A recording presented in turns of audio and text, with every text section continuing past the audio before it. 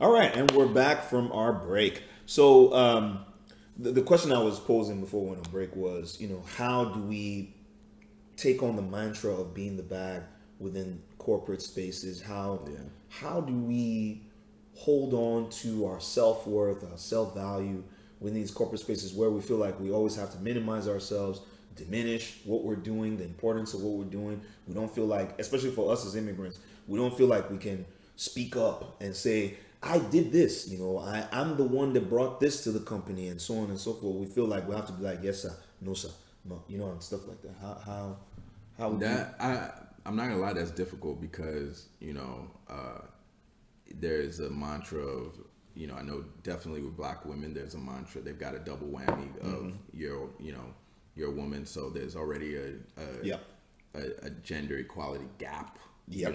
And then once they show emotion, it's angry black women. So they I think the number is like around 17% or 19% less pay, than the male counterparts. And then if you're passionate and stand up for yourself, then you're the angry black woman. And then likewise with black men, there's thoughts about how intelligent is this person. Yep. There's you're maybe supposed to be the entertaining person in the group. There's a lot of kind of weird Hidden dynamics messages, and coded messages that kind of get passed along in that corporate environment. So I get it. I think people aren't going to necessarily, I don't know if anybody's going to like this answer, but I think you have some tough decisions to make when you're in corporate America about, again, who do you want to be? Right. Like, I've been on both sides of it. I've been on the side where I was like, okay, let me do whatever I can to just fit in here. And yeah, it came with its share of successes. But then I feel like more recently, I've been more of like, look, this is who I am. I'm not gonna fake like certain things are funny. I'm not gonna fake like everything is okay. No, I have to stand up for myself. But again, this is tying back to all the things that I've said before. Right. What is it that is gonna make you happy? Right. And what makes me fulfilled and happy is when I've said my piece, is when I've been an authentic version of myself. Does that mean that I'm going to talk in the office the same way that I talk on the street? No, it doesn't necessarily mean that, because there's a time and place for everything. Yeah. But what it does mean is that I will not tolerate a level of disrespect, Yeah. In the workplace, and I will not tolerate not being valued. That's a big one. So I think Which connects to a lot of people are so scared of like, oh, what happens if I say something about, well, maybe you get fired, or maybe somebody now looks down upon you, or maybe they form an opinion about you. But if you try to do so in a constructive and thoughtful manner, at the end of the day, you will be okay with yourself, and whatever happens, and you'll know the next place you go, you're gonna maintain that same energy, and I actually think what some people would be surprised about in the corporate spaces is if you're actually authentic and yourself, and you bring some value, you truly do bring some value to the table. It's actually refreshing to some people.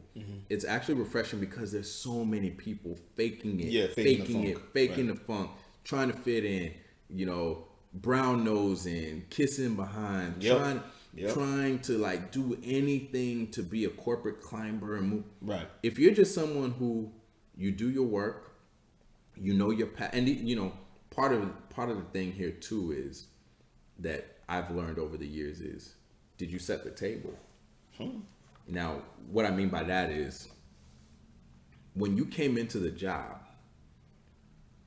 did you give them expectations? They give you all these, here's your roles and responsibilities with, with the corporation. You're going to be working with Billy, and he's going to, they'll give you all of that. Right.